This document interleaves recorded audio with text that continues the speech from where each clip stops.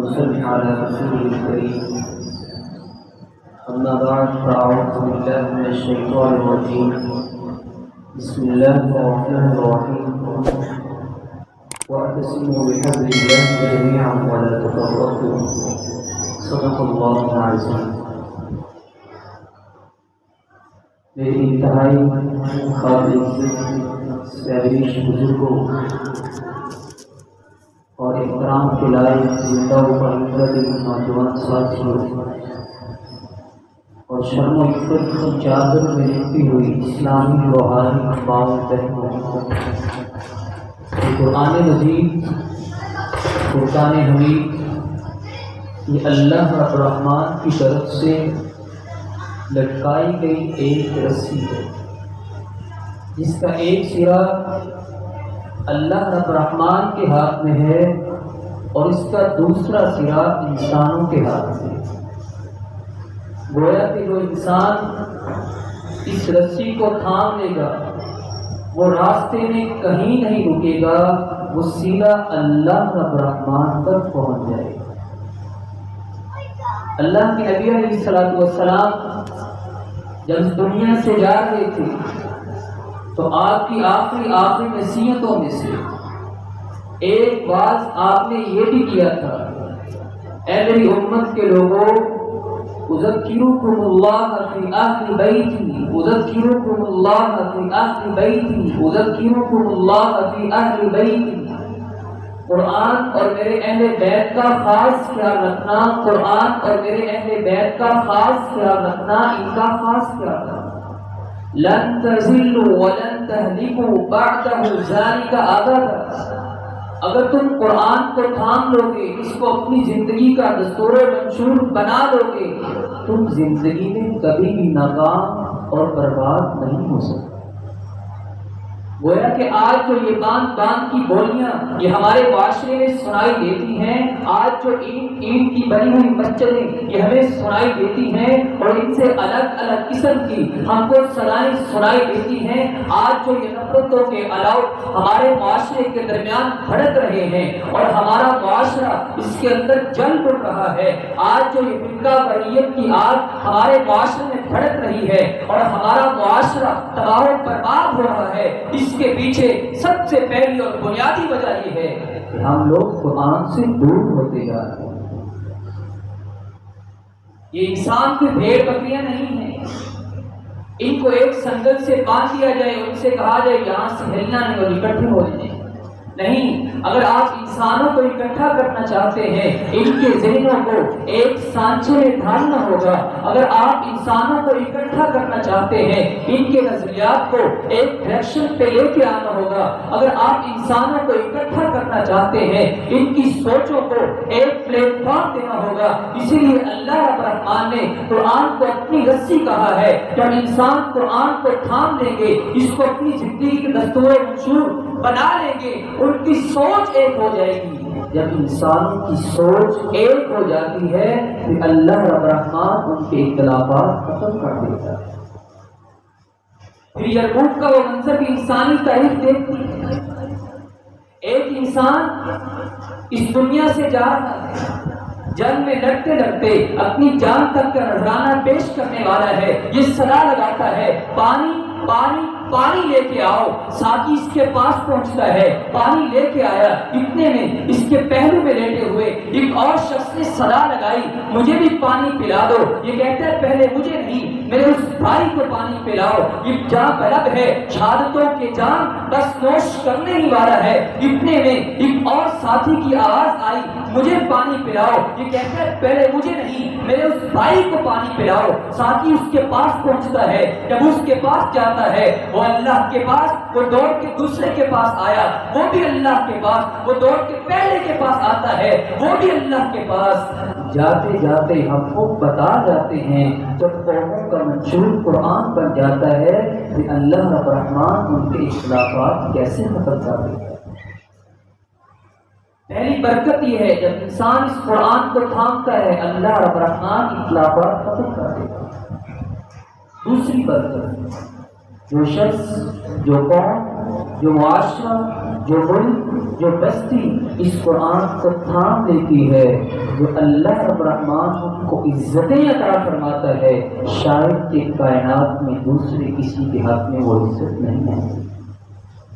صحابہ کرام کیا تھے؟ آپ کا کوئی غلام حبشہ کی سرزمین سے چلا، بکتا بکاتا مکے میں آیا، لیکن جب اس کے دل کے اندر قرآن کی محبت آئی، یہ وہی بلال تھا جس کے بارے میں آمنہ کے لال نے ارشاد فرمایا، بلال کون سا عمل کرتے ہو؟ رات اللہ نے مجھے جنت کی سیر کروائی ہے، تم چلتے مدینہ کی سرزمین پہ ہو، تمہارے قدموں کی آہٹ اللہ ساتوں آسمانوں کی جنتوں میں مجھے سنا۔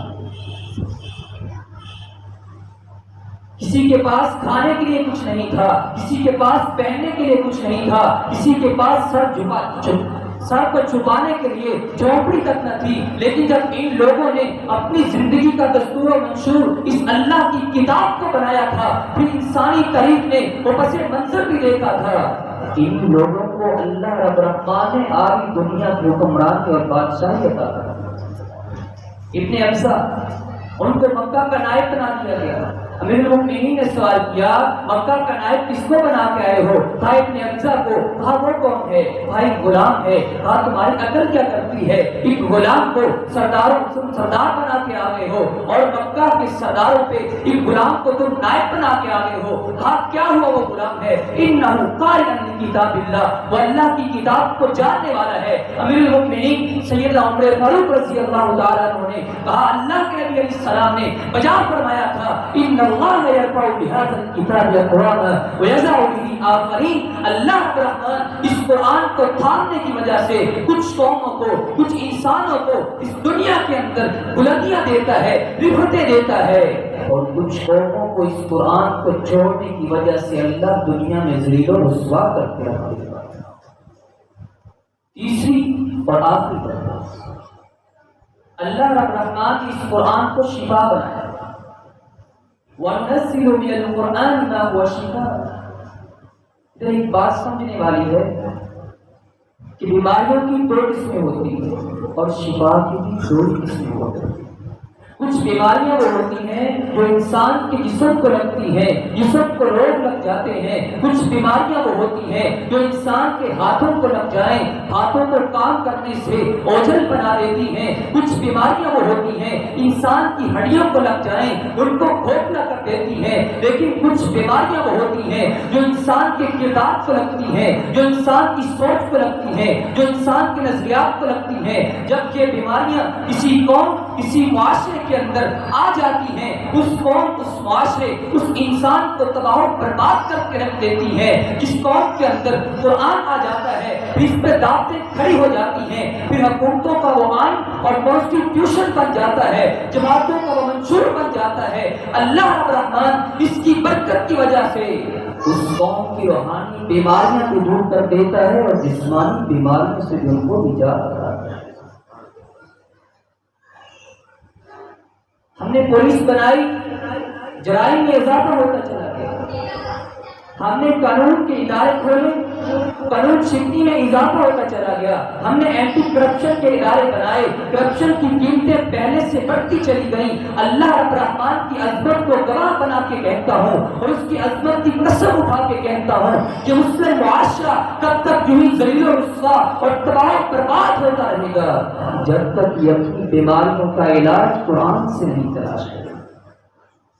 قرآن کہتا ہے جو چوری کرے اس کے ہاتھوں کو کاٹ کر رکھ دو، یہ اس روحانی بیماری کا علاج ہے۔ قرآن کہتا ہے جو زنا کرے اس کو 100 کوڑے مارو، شادی شدہ بھی اگر یہ برائی کا ارتکاب کر لے اس کو پتھر مار مار کے سنسار کر دو، یہ اس روحانی بیماری کا علاج ہے۔ قرآن کہتا ہے جو دہشت گردی کرے، معصوم انسانوں کی جانوں کو ضائع کرے، اس کے ہاتھ پاؤں الٹی سمجھ سے کاٹ کر رکھ دو اور اس کو سولی پہ لٹکا کے رکھ دو، یہ روحانی بیماری کا علاج ہے۔ اللہ ذوالجلال کی عظمت کی قسم اٹھا کے کہتا ہوں آج بھی ہم اپنے معاشرے میں، اپنی قوم میں ان اصولوں کو نافذ کر کے دیکھیں، پھر دیکھیے گا اللہ ہمارے معاشرے کو امن کا گہوارہ کیسے بناتا ہے۔ روحانی بیماریوں کا بھی علاج ہے اور جسمانی بیماریوں کا بھی علاج، آخری بات ہے، لیکن اس کے لیے یقین ہونا چاہیے، ایمان ہونا چاہیے، اللہ پہ یقین کامل ہونا چاہیے۔ پھر روحانی جسمانی بیماری سے بھی شفا ملتی ہے۔ ہمارا ایمان کتنا کمزور ہو گیا ہے۔ ایک فٹ پاتھ کے اوپر گندا سا انسان بیٹھا ہوا ہے، جس کو نہ اپنی حجامت کا خیال، جس کو نہ اپنی طہارت کا خیال، جس کو نہ اپنے لباس کا خیال، وہ چند نہ سمجھ آنے والے آپ کو الفاظ لکھ دیتے ہیں اور کہتے ہیں یہ تعویذ ہے، اس میں شفا ہے، اور آپ کو چند نہ سمجھ آنے والے الفاظ پڑھ کے پھوٹ مارتا ہے، کہتا ہے میں نے دم کیا ہے، اس میں شفا ہے۔ ہمارا ایمان کتنا کمزور ہو گیا، ہم سمجھتے ہیں اس کے اندر شفا ہے۔ نہیں نہیں میرے محترم بھائیوں، اللہ کی قسم اٹھا کے کہتا ہوں، جو شفا اس قرآن کے اندر ہے وہ کائنات میں دوسری کسی چیز کے اندر نہیں۔ کیونکہ مجھے کہاں پہ یاد آئے، امام ابن القیم الجوزیہ رحمہ اللہ ارشاد فرماتے ہیں، جس طرح اللہ رب الرحمن نے پانی کو پیاس مٹانے کا ایک ذریعہ بنایا ہے، جس طرح اللہ رب الرحمن نے روٹی کے نوالوں کو بھوک کے مٹانے کا ایک سبب بنایا ہے، جس طرح اللہ رب الرحمن نے آگ کو جلانے کا ایک سبب بنایا ہے، جس طرح ہمارا یقین ہے اس سے کہیں زیادہ وہ کہتے ہیں اس بات پہ ہمارا یقین ہونا چاہیے کہ اللہ رب الرحمن نے اس قرآن کو شفا بنایا ہے، شفا بنایا ہے، اور صرف شفا نہیں بنایا۔ آئیے آج اللہ نے زندگی دی ہے، اس قرآن کو اپنی عملی زندگی میں ملائیں، خود بھی قرآن پاک کی تلاوت کریں، خود بھی اس پہ عمل کریں، اپنی اولاد کو بھی اس پہ عمل کرنے کی ترغیب دلائیں۔ اللہ سے دعا ہے جو کچھ بیان کیا مجھے اور آپ کو اس پر عمل کرنے کی توفیق عطا فرمائے۔ وآخر دعوانا الحمد للہ رب العالمین۔